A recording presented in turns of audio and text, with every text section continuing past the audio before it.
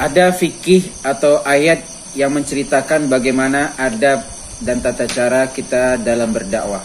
Allah Subhanahu wa taala berfirman, "Ud'u ila sabili rabbika bil hikmati wal mau'izatil hasanah wajadilhum billati hiya ahsan." Ud'u ila sabili rabbik. Ajaklah, serulah, berdakwahlah kepada siapa? Kepada anak, kepada kelompok kita, kepada sekolah kita, mencari followers, mencari subscriber. Tidak. Ila sabili rabbika, kepada jalan Rabbmu. Jadi berdakwah kita bukan ceritakan tentang diri kita, siapa kita, apa perjuangan kita, enggak. Tapi ajak mereka kepada Allah Subhanahu wa taala. Dengan apa? Bil hikmah, dengan hikmah. Apa itu hikmah? Hikmah itu adalah berbicara, bersikap pada waktu yang tepat, pada tempat yang tepat, dan kepada orang yang tepat. Ya. Hikmah bukan berarti pelan. Hikmah bukan berarti lemah. Ya. Bisa jadi dengan kerasnya kita itu juga hikmah. Bisa jadi dengan tegasnya kita itu juga hikmah.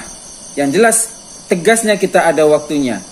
Tempat yang tepat, waktu yang tepat, dan orang yang tepat. Itulah disebut dengan hikmah. Ya. Hikmah bukan berarti hanya dengan ucapan. Hikmah juga dengan perbuatan, dengan sikap, dengan bantuan. Nah, itu juga disebut dalam bab dakwah. Ud'u ila sabili rabbika bil hikmah. Dengan hikmah. Itu yang pertama. Wajib seorang dai memiliki hikmah dalam berdakwah. Ya, senyumnya, sapanya, akhlaknya, tutur kata yang baik, hikmah. Kemudian yang kedua, wal mau'izatil hasanah, nasihat yang baik, yang santun, harus dipelajari. Oh, yang jelas ini firman Allah, ini sabda Rasulullah. La. Harus disusun dengan uslub yang baik. Disusun dengan kata-kata yang bijak. Sehingga meskipun benar yang kita sampaikan, kalau caranya tidak benar, ya tidak bisa. Kam min muridin lil khairi lam yusibhu. Betapa banyak orang inginkan kebaikan tapi tidak sampai. Kenapa? Caranya tidak benar. Pokoknya sudah ngaji, harus mereka diajarkan ini dan itu.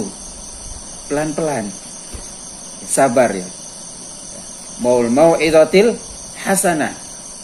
Ya. Kita bukan menyalahkan dia, kita menasehati dia dengan cara yang baik.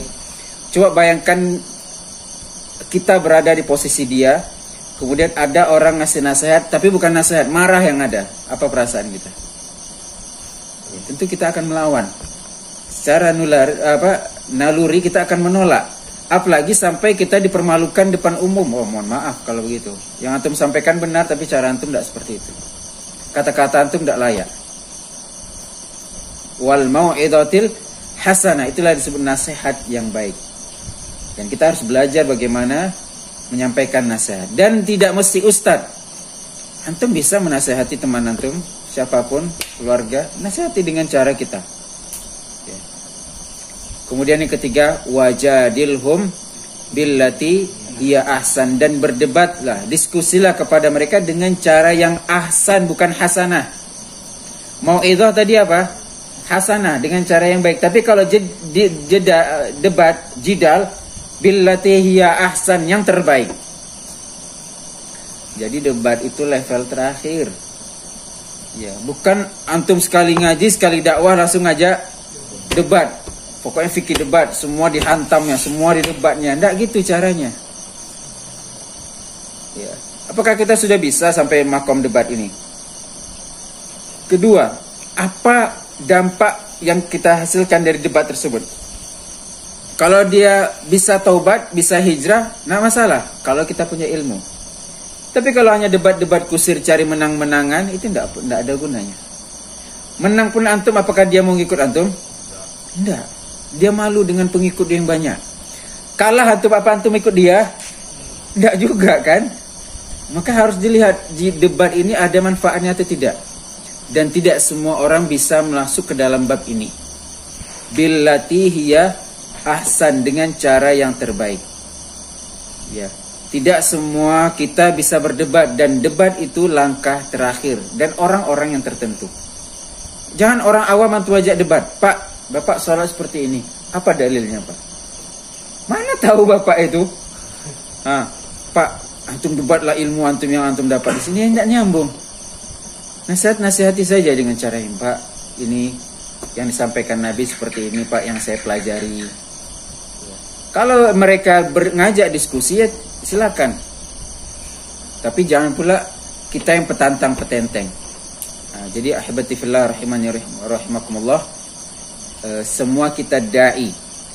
Namun sikap kita menjadi dai itu harus perlu kita perhatikan. Memang kita inginkan kebaikan, tapi cara untuk menyampaikan kebaikan itu bertingkat-tingkat. Mungkin di tempat ini bisa cara ini, di tempat itu tidak bisa cara yang tadi, harus caranya berbeda. Maka tidak bisa kita menvonis si Ustadz A atau Ustadz B, Ustadz A lembek, Ustadz B berani. Belum tentu. Kenapa? Dia harus bersikap seperti itu. Kenapa? Kalau dia keras, dia akan, jamaahnya akan lari.